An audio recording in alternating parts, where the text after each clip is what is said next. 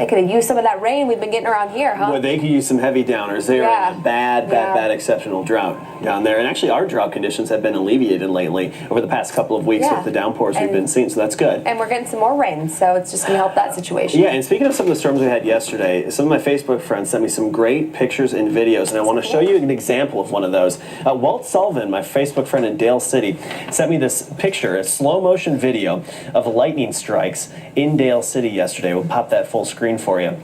And take a look at these beautiful shots he got to the video, and then he slowed it down into slow motion there. Just gorgeous. Of course, there's a big light show everywhere across the region within those storms, and we definitely saw a few of them close to my house. A few strikes very, very close by. Startled my wife quite a bit, but beautiful pictures there, so thank you. Thank you very much, Walt Sullivan, and of course to my other Facebook friends, Melissa and Amy, for sending along those videos. I appreciate it. So for today, we have a flash flood watch that was just issued by the National Weather Service, not for everybody, but mainly in the locations where we saw the heavy rainfall over the past couple of days.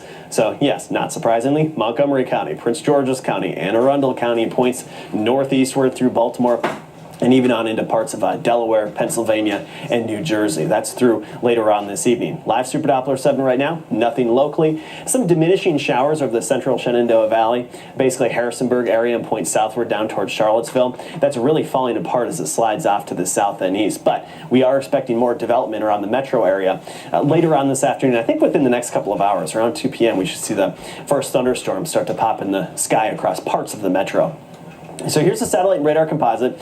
Clouds shown in white here. Notice we're seeing some breaks in that cloud cover. Still enough daytime heating to heat us up into the upper 80s and destabilize our atmosphere. Now the first round of storms today I think will be just popping up locally and in southern Maryland, and then closer to bedtime tonight we'll keep an eye on locations in southwestern Pennsylvania and western Maryland, as that's where the storm should be coming from, I think, especially later in the evening hours and around bedtime. So in terms of the tropics, we have Tropical Depression 8, which will likely turn into Tropical Storm Harvey later on today before making landfall over Belize later on this weekend on Saturday. Then we're watching two other tropical waves, one being right here and the other one on the far right hand side of your screen. You can see it there in the first few frames, just coming off Africa. Those two have the potential over the next, well, basically by early next week, to potentially turn into tropical depressions and tropical storms. We'll keep a close eye on them.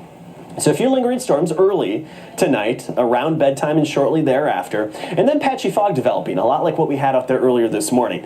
As for the weekend, yes, we do have storm chances, but just a slight chance of storms here and there on Saturday. On Sunday, however, I wouldn't be surprised if we saw a few severe thunderstorms with a much higher likelihood of seeing widespread storms throughout the day on Sunday, I think from lunchtime all the way through dinner time. All right, so unsettled for the weekend. Yes, very unsettled. All right, well, this